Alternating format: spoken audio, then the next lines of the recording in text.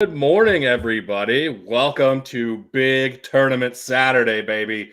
I know Yes, we're sir. all feeling it from last night. Big upsets all week going on in the NCAA Basketball tournament. Tons of upsets in the college wrestling tournament. We're going to recap all of that for you today and get you prepped for all the games going on tonight. Everything going down in the wrestling finals this evening. And as we're recording, I'm also watching the consolation round, round 3 tonight. Or this morning, right now, going on with us. So we will update you on that accordingly if I see any big upsets or anything going on. And Clark just joined us also, and you'll Perfect. Some of us might be popping in and out. We got a couple of our people doing things on the side with their families. Trent's getting his haircut for St. Baldrick, so we'll get updates on that as we go. So yeah, it's kind of just one of those fun days. We want to update everyone going on with what's going on in the tournaments, and feel free to chime in and let us know how we're doing. How can they reach us, Bri? Twitter, going to be at Heartland Pulse. Instagram at Heartland Pulse. And then just, obviously, the YouTube if you're here already. But Facebook and YouTube, just put in Pulse of the Heartland. Just like us, subscribe to us. And, yeah, let's keep growing this thing, man. That's right, Clark, baby. Clark, how you doing this morning? Oh, I'm doing all right. Yeah. I'm on call from work, so I was going to say, it's only 10 a.m., so I don't think if anyone was going to be drinking on this, it probably would have been me, of course. Yeah. But, I am just sipping Diet Mountain Dew out of my new mug I got from the barbecue place I went to in Fort Worth. Hard 8. Any Fort Worth listeners we got going, highly recommend. Their brisket was spot on, and their smoked jalapeno cheese sausage may have been the best I've ever had. Sweet. I'd say, did you put that on Instagram at all? I think I did. I know I said it in the group Snapchat, but I will definitely get on that and make sure that it is on Instagram. That looked fucking delicious when you sent it to us earlier. Yeah, it was awesome, for sure. But no, I'd say I'm glad we were able to do this. Just a quick little update because we would have had so much upsets to talk about in between now and when we record on Tuesday night. But no, man, this has been and this is why I think a lot of people enjoy the NCAA tournament a little bit more than the bowl season right now. It's just all these freaking upsets and all these teams that do get a chance to actually play the big boys and prove that they're gonna be part of it. Right. Do we just want to get it out of the way, Joey? Yeah, go ahead. You guys jump right in. I've been paying attention more to the wrestling side. I have been updated on like the bigger upsets and stuff. Kentucky losing and then like Iowa losing, but Kentucky I think you know which game we're going to talk about here was the Little Spiders of Richmond. Actually, I couldn't believe that, man. You like I'm used to seeing the this hot Iowa team that we always joke that Iowa State did beat them, but it's like at this time of the year Iowa was playing way better and Iowa State was going the wrong direction. In frickin' Richmond, man, I think they took a page out of the Iowa State game and they just played to their own at their own speed. They slowed it down enough, and Iowa was just cold enough on Thursday to get upset on them, 67-63. But I don't know. Did you see the highlights at all, Joey Clark? I mean, there's a couple questionable calls, but I don't even think Iowa should have been in that close of a spot in the first place, to be honest. Yeah, I watched the whole game. Well, I watched most of the game. I took a little short nap right when the second half started, but I caught back on with about 8 minutes left and saw the ending. And yeah, you're right. They shouldn't have been in that position. It should have been Iowa up. Before that, Keegan Murray he seemed like he wasn't shooting very well, and then he just kind of stopped shooting and not taking over. When you're a first-team All-American and fourth leading scorer in the country, you really can't do that. And I'm not going to try and bash on any of the kids. I also thought that Fran not adjusting for them missing so many threes and not going down low more, that really hurt them. And I think Richmond just played a really good game. I was listening to I think it was Levitard yesterday, and Mike Golick was on there, and he was talking about how they've done this for like 9 years in a row from a 12-seed or worse, where they've won either the first game or made it close in the first round. Yeah, no, I agree, man. Richmond, they just had your number this time, and it was such a. I wish I was a little bit more of a hater, and I would have chose that as my upset with Richmond being the Cinderella going after it. But I mean, man, they just again March Madness. That's what I love about this, man. And thankfully there is a bigger one that happened. But I mean, the one equivalent I put in here. I mean, you kind of feel the same like Fran. Again, you have seen the years of Licklider and Iowa just not having these coaches that could get you to that national relevance, not even in the Big Ten but national. And now you have Fran that not only he's created All Americans now. He's created first team All Americans, not even the honorable mention third teams, first team players of the year. They're getting national recognition, and then the postseason they're just not there. I mean, to me it kind of feels like Campbell. Like we've seen the national irrelevance of Cyclone football. And all of a sudden, he gets us to that point where we're having these national players like Breece Hall, and people start recognizing their names. Oh, he's All-American. And then people get pissed off at some of the regular season stuff that happens, like Iowa this year, and then the postseason where we're losing. But, I don't know. I've heard several people say we need to get Fran out of here. In my opinion, why the hell do you get rid of a guy that has brought you to national relevance? Keep riding that wave for now. Eventually, he's got to get to a Sweet 16, right? Right. And I mean, you've seen, as a Cyclone fan, every year they seem to have one guy that just really stands out and does a really good job. It just seems like in Fran's offense, if we don't have a good number two, we don't go very far. Like last year we had Garza, and then Bohannon played way better last year. But years past we had like Aaron White, and then we also had a secondary point guard and stuff. God, his name's escaping right now. But anyway, this year we were riding Keegan Murray's coattails. Patrick McCaffrey could have been that great number two that we needed, but he was injury prone most of the season. So I think I don't want to get rid of Fran. I think he is a good coach and gets us, as far as we're going to get without having a ton of top talent around us. I think he does good recruiting and developing. I think he just needs more talent coming in, if that makes sense. I know I just said he does really good at that, but you can only do so much when you're Iowa. You're not a blue blood. You're not KU. You're not Kentucky. You're not going to get those 5 stars every single year. So when you develop one really good guy and then the rest of them are, 2-3-star recruits, it's hard to get any farther than, maybe the first round. I know I'm disappointed in how the first round went. I think we had a team and we did really good in the Big Tens, won the Big Ten tournament, and there's a lot of hype for this team. I just don't know if we had the talent to go much farther than maybe the second, third, maybe get into the Sweet 16. But for me, I know I picked them to win the national championship in my bracket, so that whole thing's busted. Well, we thank you for that, Joey, because it made my trip a lot easier here. Speaking of which, I would say all those. I think we had 27 entries for the tournament challenge. So we do appreciate everyone that joined in. So pot didn't get too much bigger. We did have a couple entries. There's 3 of us right now that are tied at the top. It's going to be me. I have Texas Tech winning it all, thankfully. It's going to be Jacob. Who are they playing in that championship, Bryant? What's that? Who are they playing in that championship? I think I Kansas.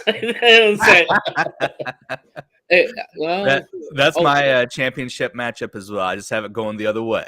There you go. No, I would say I had to switch it up just a little bit because I realized I had Baylor, Texas Tech, Kansas, and Houston. So all Big 12 teams, if they were going to succeed, we're all going to go to the top. But I just looked at your bracket last night. I was like, oh, all Big 12 teams, future Big 12 teams. Interesting, yeah. Notice my name underneath. It says Homer Bryant. I'm the biggest Big 12 supporter there is out there, man. But Jacob Whitty, he's tied at the top right now, and then he has Arizona winning, and then old Blaine Dahman here, one of our more loyal listeners. He's tied at first right now, but he's got Kentucky winning. So that's a pretty good transition to jump into that old St. Peter's Peacocks. Decided to come in as a 15 seed and upset number 2 seed Kentucky. Did anyone watch that one at all? Oh yeah, dude. I was watching that one and it looked like a junior high team just came in and started beating up on the freaking varsity team over here. They're all undersized, they're all undermanned, and somehow they're taking advantage of every little mistake that Kentucky was making out there. Mm-hmm. Yeah, and that's one of those things with Kentucky being a blue blood. You wouldn't think that would happen. You would think that they would just be able to handle anyone small like that. That's what makes March great, is those fucking upsets in the first and second round. Dude, I mean, Coach Kyle, he's got to be on the hot seat, doesn't he? Yeah, I mean, he gets them to the tournament every year. He's won one national championship. He's been in multiple finals, multiple Final Fours. I don't know. I think he's kind of got a contract to retire there, if I'm if I'm them. What do you think, Clark? I think even with this loss, yeah, he's still bringing in the recruits. He's still getting them to the tournament. They're all. Is he bringing them in, or is the University of Kentucky as a prestige program bringing them in? I guess there's a topic for argument right there, but let's argue. No, I'm just kidding. More in the real pop, but that's the kind of interesting. Like, I've heard a lot of people like, what do we need Cal for? And yeah, he has the one title with Kentucky, but he's also 1-8 in national title games. So it's, I talked at work a couple times, but it's like Tom Izzo. We hear and you think great coach won a title. That title was 22 years ago. I mean, that title has carried him this far, So I don't know, man. They'll be interesting to see next year. I think if, having a couple first round exits, missing the tournament a couple years, if this continues another, early exit before the Sweet 16, I think there's going to be a lot of heat under him for needing to see improvement or finding someone else. Because I think if you're Kentucky, you can get these recruits on your name itself. Right. I think you got to get someone to take you to the next level. So you, Coach Izzo, do you think he's on the hot seat, or do you think that's a different story where Michigan State isn't Kentucky and they don't have that name to back them up and can do it on their own without him? Yeah, I personally, I think it's Michigan State is there because of Izzo, whereas Kentucky has always been Kentucky all the way up to, our little Adolph Rupp. He made them, he established them early on. I think Michigan State's there because of Izzo, and I think, both of them could very well, like you said, just be the lifetime contract guys. As long as you're putting in the effort in there, they're not going to get rid of the guy that has, the most recent title. Yeah.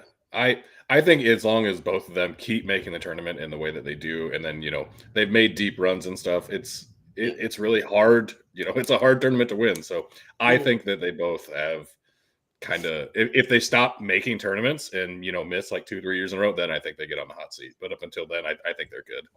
Yeah. I agree as well. I would say it's a tough one, but if you're getting paid the money that they are, you do have to, you can't be except to not make the Sweet 16 probably every other year, Right. There's a reason they brought you in. It's kind of like being a Hawkeye fan with Kirk Ferentz. Like, do we want to get rid of him? Is he just going to not be? What do we bring in then if we stop making, Big Ten championship games or going to bowls every year type of thing? So it's one of those things. You've looked 3 hours down the road at Iowa State when we didn't have Matt Campbell, right. And you've seen within the last 22 years how much relevance Iowa football has had, the respect it has now, and where Iowa State has been, and where it is now. Just very well. You get the wrong coach back in there, if you don't keep Ferentz, all of a sudden what it could be. So no, I agree, man. Nice. Yeah, I just was talking to Trent on our text as he's getting his haircut. He also let us know that we are also live on Twitter. I forgot to mention that earlier. So not only are we on YouTube, but we're live Twitter streaming too. So yeah, follow us on there if you need to later on. I mean, we totally planned that. It's not that we're all amateurs and didn't know that. Well, I wasn't on your guys' last one, and I'm trying to figure this out how to host it anyway. So hopefully I'm doing an okay job, even though we're just updating now. Well, we're going to learn something new every freaking day, whether we want to or not. So yep, yeah, and you guys get to let us know how shitty we're doing in the meantime. Thanks, guys. Yeah, just tweet at us at Heartland Pulse. Just kind of going down because I know we got quite a bit to talk about today. New Mexico State, they had Teddy Allen. He had 37 points. They upset UConn 70-63.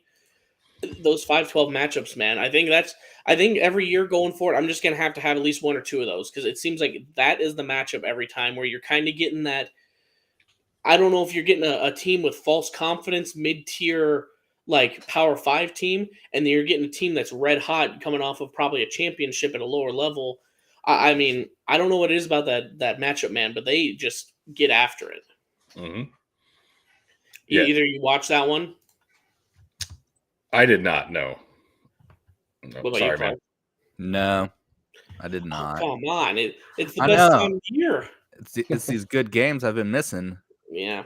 No, I would say, like I said, the big thing was Teddy Allen. I mean, he had 37 of their 70 points, so he's going to be, hell, if he has another one of those games, you might be seeing New Mexico State in the in the Sweet 16. So Right. I don't know. I didn't hear too much about UConn this year. Usually, even if you're outsider, you hear of Iowa. Oh, Keegan Murray. Oh, you hear of Kansas. Oh, they're all American. I mean, they. I think with UConn, I never heard anything about them. The Big East isn't what it used to be, so it doesn't shock me too much. But no, I always love those upsets, those double-seeded upsets, and especially the next one here. Iowa State came into the game versus LSU as a 4-point underdog. Sorry, and upset them up to Milwaukee 59-54 to make the round of 34. So, Joey, how do you feel about that one? I'm okay with it. Yeah, I don't know. My whole bracket is just busted as fuck. So I love the upsets the first 2 rounds, and I know that there were a lot more going on. And like I said, I was busy watching a lot of the wrestling stuff, but I do have a question for you guys. With all these upsets and stuff that happen, are you okay with that continuing to happen in like the Sweet 16, Elite 8, and the Final 4, or do you want to see the big names, big teams, and then them battle it out and just have really great games going on? I think what they say on PMT, like they like the first couple rounds of upsets, and then it's like, okay, let's see some good basketball. Yep. But Right. I think that's kind of what makes it good basketball. Remember Butler a few years ago? That was probably one of the most anticipated national titles because on one side you have Coach K, the legend, and then the other side you have this the big underdog, the Bulldogs, ironically enough, in Butler, and they damn near pull it off. Right.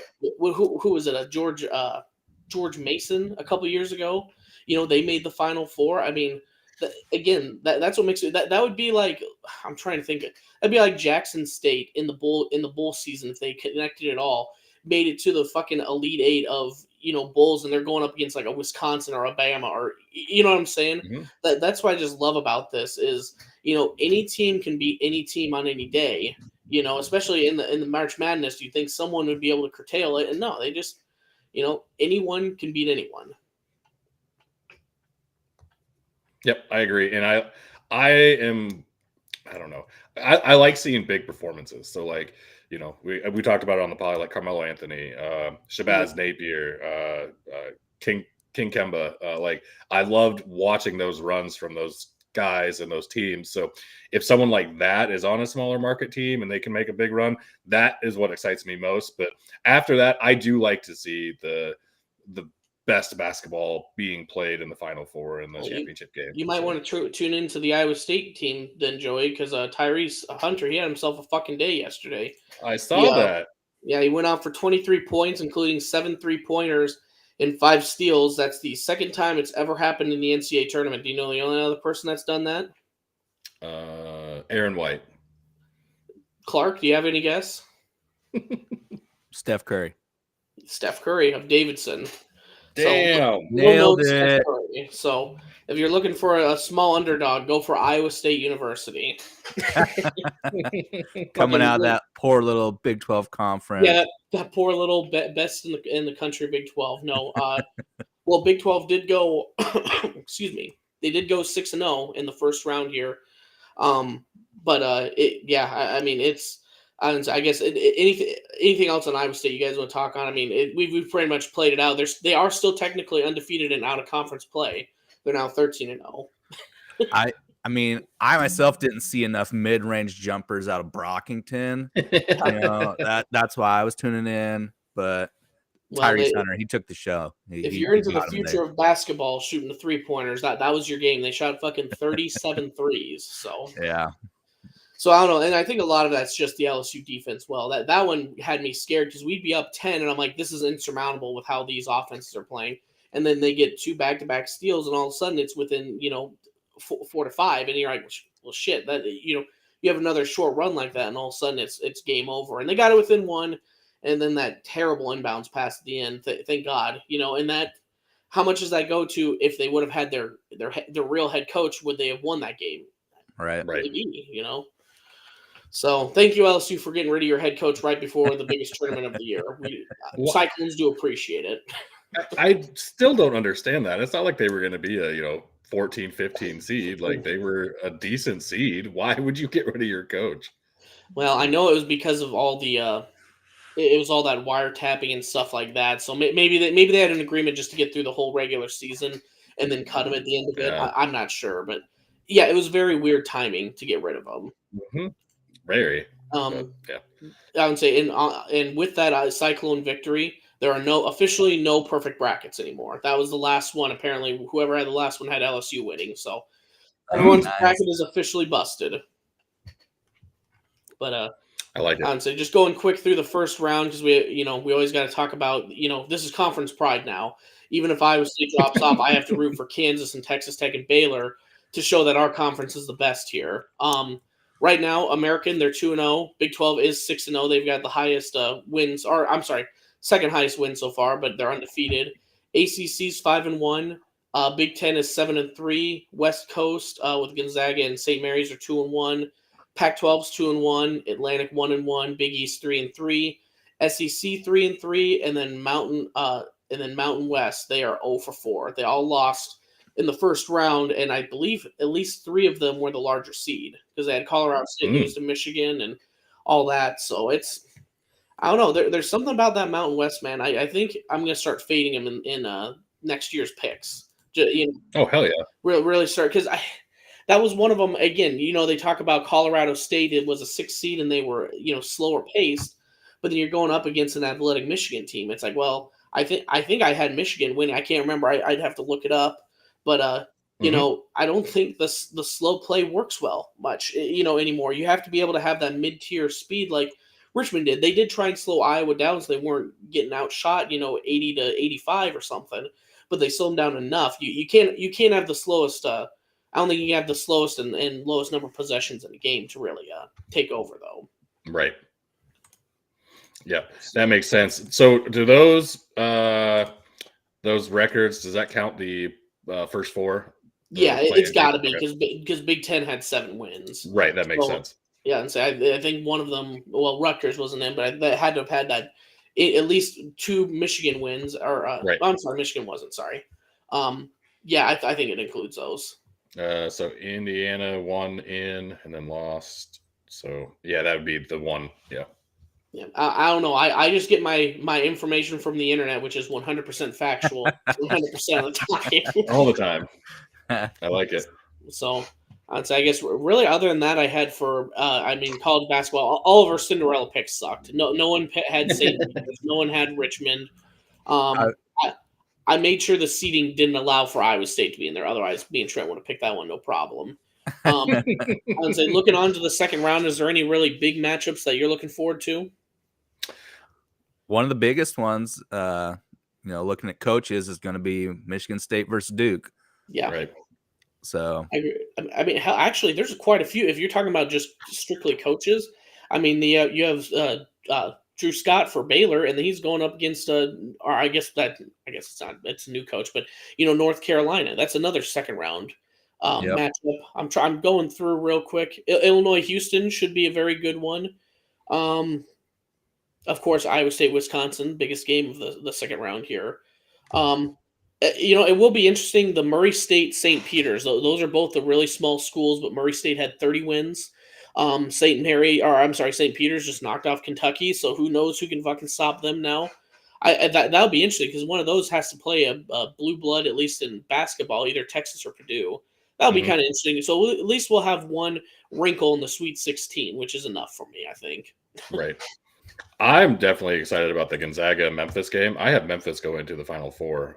I think that they just have a ton of talent, but they've had injuries all year. So I'm hoping that they're, putting that all together. Got a lot of faith in Penny Hardaway. And I love me some Penny, baby. Just because of his shoes and his little Penny commercials that he used to have back in the day. The little Penny. You guys see this in the chat? Trent's trying to bring up how he went from like 23rd to 5th.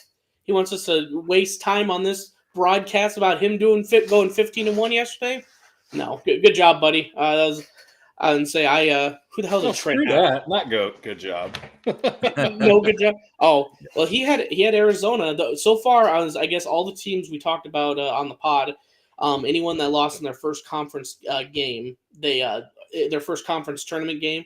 They haven't won the Natty, and he has Arizona, who lost in the first round. So it'll be interesting if that continues, because I think it was Baylor, Illinois, Arizona were the big three of the top 4 seeds, anyways. So I guess Iowa State. I don't know. If Iowa State goes to win the national championship and breaks that one, I'll be pretty happy. But I don't see that one happening. Yeah, that's the other one that I was really scared about last night was Illinois. That would have wrecked everything. I would have just thrown my bracket. I mean, I am anyway, but Illinois, Memphis, and who was my Purdue? Purdue lost, right? Or did they win? No, they won. Playing Texas. Yeah, okay, so I have 3 of my Final 4 still, but dude, and Davidson, they would not quit, man. They almost came back versus Michigan State. They just kept fucking hitting threes like none other. So.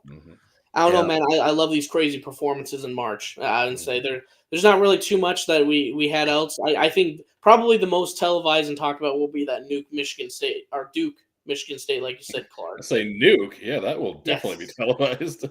I'm gonna go check my smoker real quick. I got 3 racks of ribs going, so give me 1 second. Cool. No problem, man. I would say who's Kansas play next, Clark? They got Creighton. Creighton. Yep. Feeling pretty good about that one. Creighton can have their moments, I would say, under McDermott, but they can. But dude, Kansas is playing so good right now. Yeah, it's Remy Martin's healthy. It seems like they've got that chemistry. Finally came around. He was just slinging the ball to everybody in their first round game. They were so hot. So I feel like they got hot at a good time.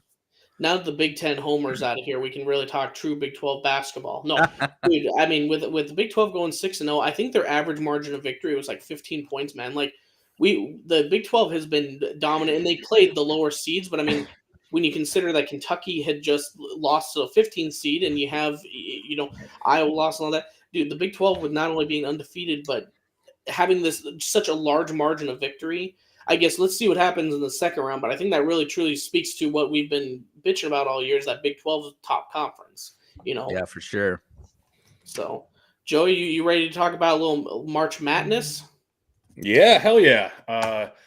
Yeah, we can switch over to that. I'm always ready to talk wrestling. So. Yes, sir. I would say we got our Big 12 talk out of the way, so we'll let you have your moment.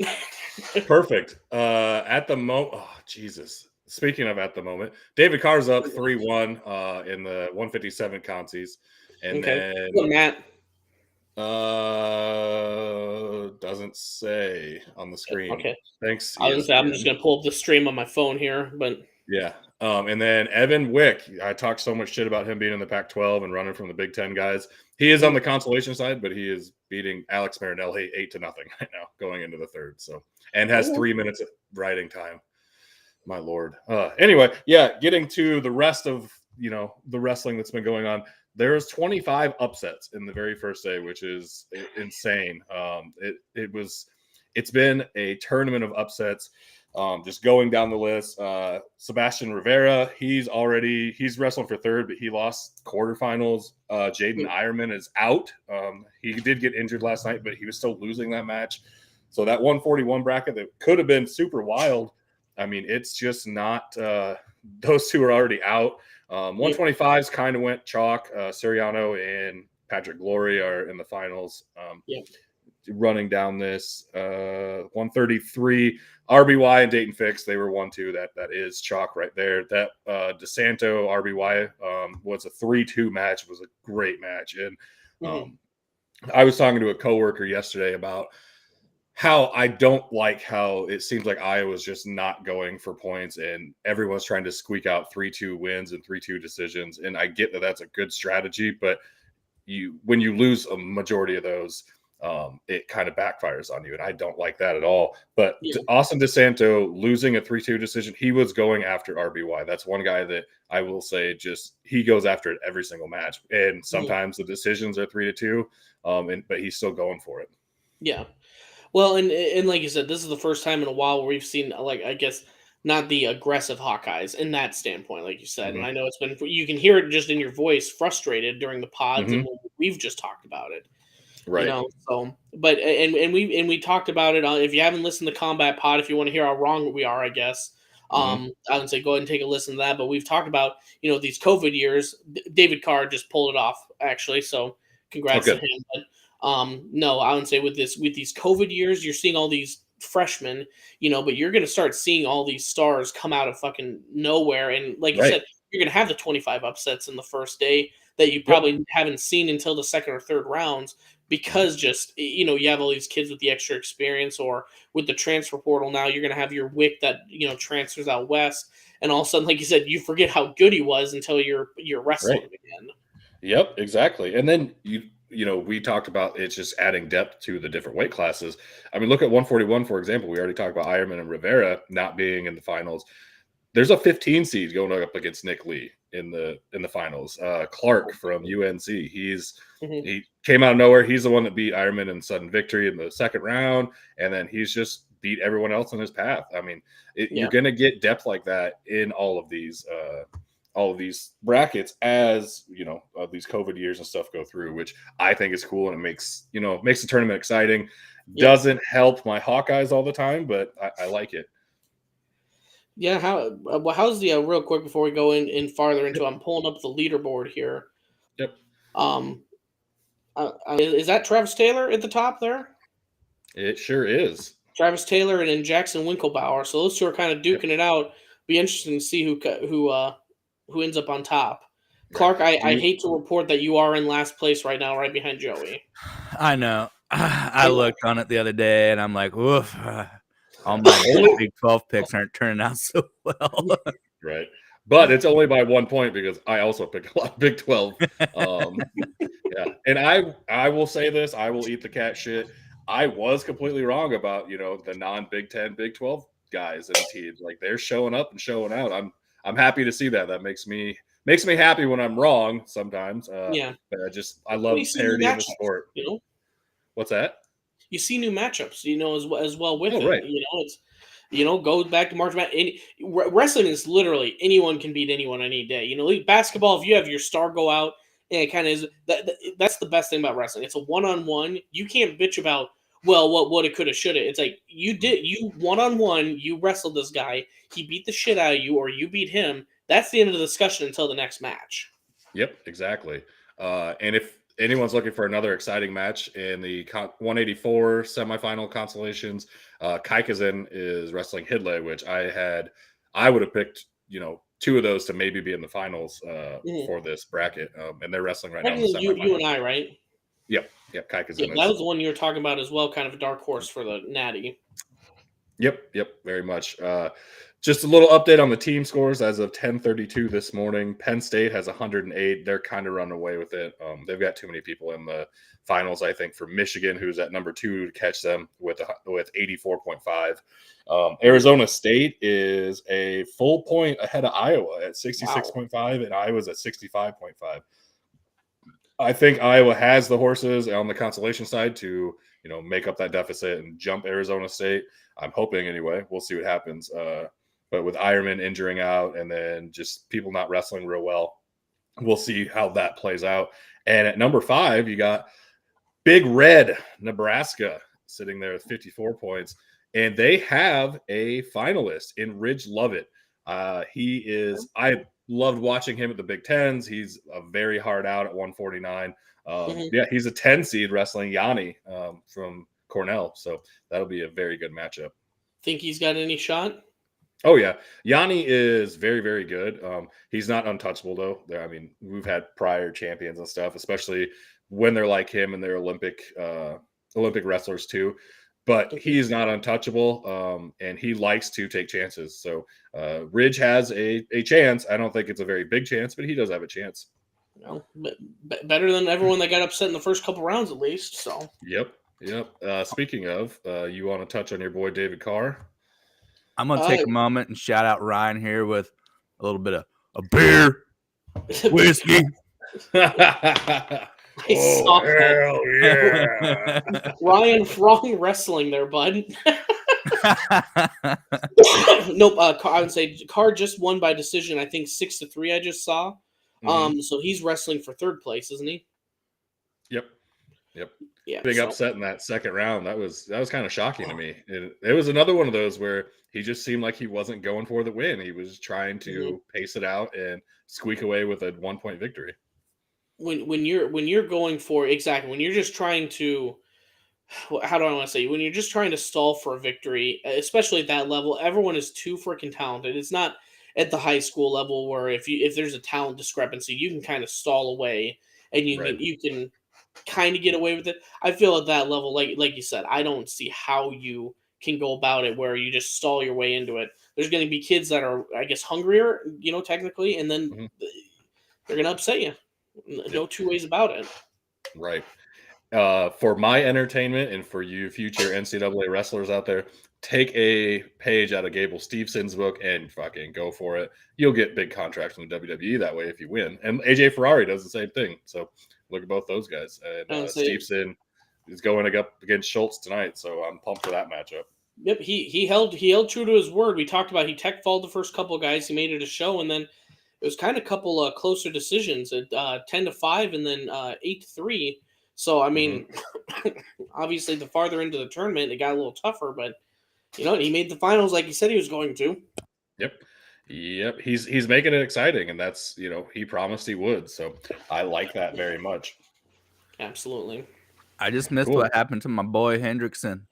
Yeah, because we were at bowling, keeping track of it on the old track mat or whatever, watching as it went, and he lost that match by 1 to somebody out of, I think it was from Nebraska. Yep, Lance.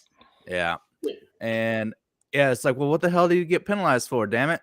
Like in that third round, yeah, right. Couldn't get. Then he lost to an Ohio State kid in the wrestle backs. Oh, did he? Yeah, I didn't know that. Yep, Orndorff's a stud though. I mean, he's a tough out, and he was a 13 seed. Most years he wouldn't be that far down. So Hendrickson, he looks good, man. He is a hell of an athlete. I think he's only a junior, sophomore. So he's soft. Oh man, yeah. He's only going to get better, and he's got a big, lanky frame with a lot of muscle on it now. So if he even grows and adds more to that, he's going to be tough in the future. I like it. Yeah, that's I'm just super pumped for tonight's finals. There's a lot of good matchups, a lot of new faces that are going to be there, and then you also have a lot of Penn State guys, and they're going to be showing up again like they have been. There's a couple 1-2 matchups at 174 and 184 that are also rematches from previous matchups. They are tune into those guys. If you're a wrestling fan, I know you're going to be watching it anyway, but those two weights for sure, they will be hard fought battles, and it'll be great. Oh man, I was really hoping for another Starochi Kemmerer matchup. I see that he got upset in the on Friday morning there. Right. Kemmerer, he looks good. He doesn't look like he's injured right now, but he just I don't know. He just couldn't get it done against Hidlay, and Hidlay is a very good wrestler too. I mean, he almost no, never mind. I would say he almost beat Starochi, but that was the other NC State. That's the other Hidlay that almost beat Aaron Brooks, his younger brother, at 184. So yeah, very, very good matchups tonight. Everyone tune in and get your wrestle on, baby. So is it Penn State's right now, or is there a shot Michigan comes back to win? I mean, I don't think so. Michigan would have to. They definitely have to clean up with Amin, and I think Amin's Siriano seen so far. So Siriano is in there. Siriano, okay. 125. So they do have 2 people in the finals. I think. Yeah, I'm pretty sure Penn State's just too far ahead at this point. I mean, they're up 24 points. So yeah. I don't think. I think it's going to be Penn State's. But I mean, technically, there's not always next year because Siriano and Amin are both graduating. So their final year. No, I'm just talking about there's always next year for Iowa to come back, or Iowa State to Miracle Run or something. Oh yeah, not this year. Yeah. And the last thing I want to touch on, Iowa only has 1 in the finals. Jacob Warner, out of nowhere, is the only Iowa Hawkeye in the finals. Iowa kept their 9-year streak alive of having at least 1 in the finals. So thank you, Warner, at least. And it was touch and go. He barely won that match. It was another very close matchup. So yeah, 197. He'll go up against Max Dean, and I'm pretty sure he lost to him in the regular season. I don't think they met in the Big Tens, but Yeah. Very good matchups. Good. Well, it should, like you said, it's going to be good. It's going to be. Yeah, this is probably everything coincided with St. Patty's Day, March Madness. I mean, there's so many freaking sports going on. If they would have had like Masters or something, there wouldn't be enough TV to watch. Who's this that guy? bald guy? Yeah. St. Baldrick's Day is here. The head is now smooth again. It's not Bald Rick. That's Bald Trent. That's right. Got it done. So I just thought I'd check in. So, Yeah, looks There you go. good, man. For all those tuning in, here's your reward. that's Bald right. Yeah. Back to my normal look.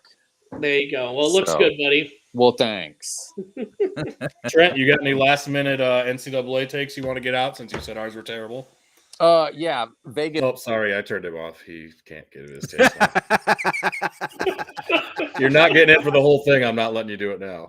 I hate That's you. just mean. Oh, he put me You- back on for that. No, Vegas knows. That's all there is to it. Yeah. Last night, finally back in Iowa, I got my winnings in my FanDuel account from the Super Bowl. Yep. So I threw some money down on Wisconsin to cover 7.5 on Colgate, and they were up by 8 with like 5 seconds left, and Colgate gets a meaningless basket to get it to 6 or 7 or whatever it was. Mm-hmm. Yep, 7 Vegas points. Yes. I told my wife that you had placed money on Wisconsin to cover by 8. And she's like, I really hope they just score a last minute basket to make it 7 points. It was a bad beat, man, and I was there for it. Duke had another one where it was they had just made a shot with like 8 seconds left to cover the 19 or 18.5 point spread by 19 points. Mhm. And then they had just allowed Cal State Fullerton to just run the whole court. No one touched him. Had an easy layup with like half a second left. And just, like you said, Vegas knows that fucking line so well, man. Yeah, that's why you don't bet, kids. Yeah, exactly. Don't. Learn from Take it us from- because we're doing a podcast for free, whereas, real gamblers are good. They're out in Vegas and they're making money. Yeah. Yeah. I got a parlay on some of tomorrow's games. I can't even remember what it is. It was just a parlay that FanDuel had done that like 5,000 people had bet on. So it was Yeah. $10 to win 85 or something like that. So Well, best of luck, we'll buddy. see. Yeah. Right, Well, man. nah, I'm sure it'll be ruined on the first leg. It's fine. Yeah. Stress free the rest of the way. So Awesome. Well, I'm good Yep. with wrapping this baby up. How are you guys? Yeah, Yeah. well, let's wrap her up. We got no, I plenty still of got sports to 45 watch. minutes worth of takes left over here. No, you can spew them on the pod. How about that? Bye, Trent. So no, I would say appreciate everyone that joined in or will be watching this. We like to do kind of these live ones, and maybe we'll do one. I don't know, probably not after the second round unless there's some crazy upsets. But no, otherwise appreciate you for joining. Again, follow us on our socials. It's at Heartland Pulse on both Twitter and Instagram, Facebook and YouTube. Just Pulse of the Heartland. Yep. Thanks everyone for watching, and enjoy the rest of the tournaments, and make sure you tune in on ESPN tonight for that NCAA wrestling final. Yes, sir. Thank you. Appreciate you guys. Thanks everybody.